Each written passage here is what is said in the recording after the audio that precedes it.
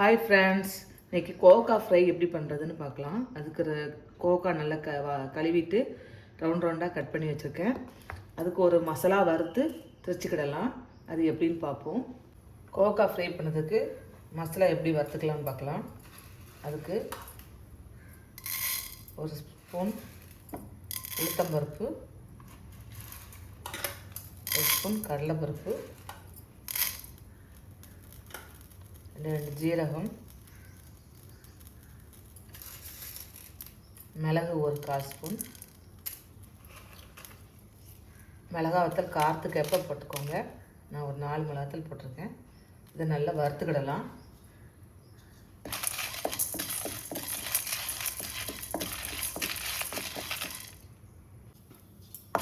கடலைப்பருப்பு, உளுந்தம்பருப்பு, மிளகா வத்தல்லாம் நல்லா கொஞ்சம் செவக்க வறுத்தாச்சு. இறக்கும்போது 2 கருவேப்பிலை மட்டும் போட்டு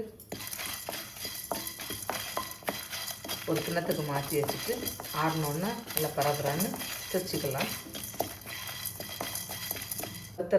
வறுத்ததை பாத்திரத்துக்கு மாற்றியாச்சு. இப்போ 2 ஸ்பூன் எண்ணெய் விட்டுக்கலாம். எண்ணெய் காயட்டும். எண்ணெய் நல்லா காஞ்சிட்டு இப்போ கட் பண்ணி வச்சுருக்க கோவக்காய் இதில் போட்டுக்கலாம்.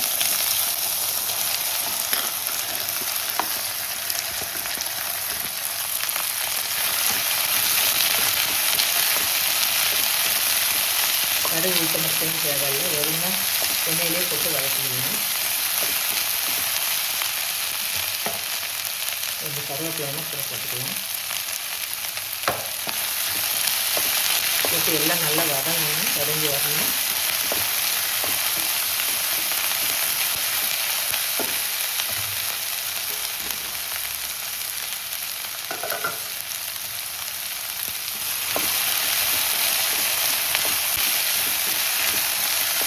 எண்ணெயில் நல்லா கலந்தோம்னா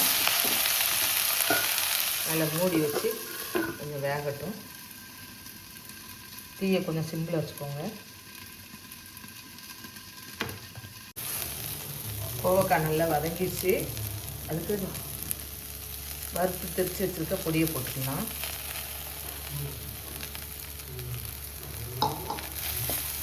ஒரு 5 நிமிஷம் மட்டும் அந்த பச்சை வாடை போகுது வரைக்கும் கொஞ்சம் வதக்கிக்கிடலாம்.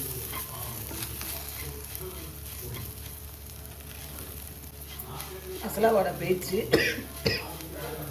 கோவக்காய் ஃப்ரை ரெடி ஆயிடுச்சு. இதே மாதிரி நீங்களும் செஞ்சு பார்த்துட்டு எப்படி இருக்குன்னு சொல்லுங்கள்.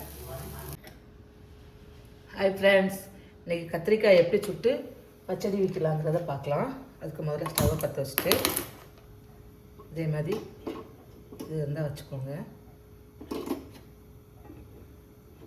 சூடாகட்டும். அதில் கத்திரிக்காயை வச்சு சுடட்டும். எப்படி இருக்குன்னு பார்ப்போம். செடிக்கு ஒரு சின்ன நெல்லிக்காய் அளவு புளி எடுத்துருக்கேன். அதை ஊற வச்சுக்கலாம். கத்திரிக்காய் இருக்குல்ல, சுடதுக்குள்ளே ஊறட்டும். கத்திரிக்காய் நல்லா சுட்டாச்சு. பாத்திரத்துக்கு மாற்றிட்டு என்னெல்லாம் போட்டு பிணைஞ்சி தாளிச்சிக்கலான்னு பார்க்கலாம்.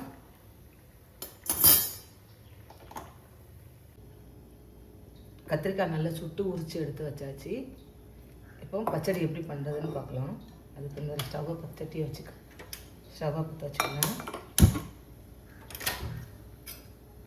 ஒரு ஸ்பூன் எண்ணெய் காயட்டும். எண்ணெய் காஞ்சிட்டு கடுகு போட்டுக்கலாம். இந்த உளுத்தம்பருப்பு, ஜீரகம்,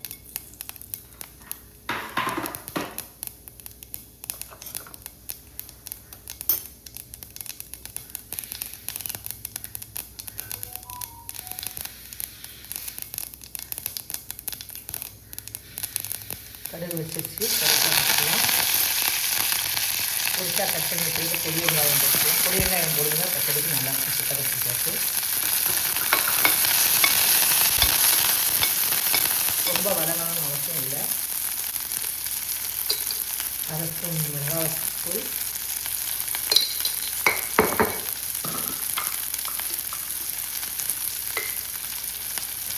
1/4 ஸ்பூன் காயப்பொடி, தேவையான உப்பு போட்டு லைட்டாக வதக்கிக்கலாம்.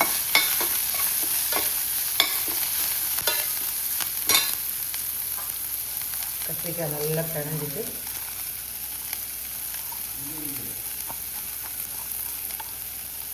பிணைஞ்சிட்டு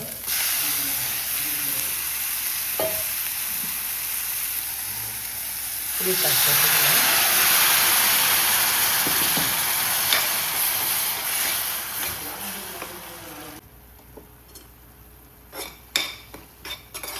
சுட்ட கத்திரிக்காய் பச்சடி ரெடி ஆயிடுச்சு. எப்படி இருக்குன்னு பாருங்க. நீங்களே இதே மாதிரி செஞ்சு பார்த்துட்டு எப்படி இருக்குன்னு சொல்லுங்கள். நன்றி.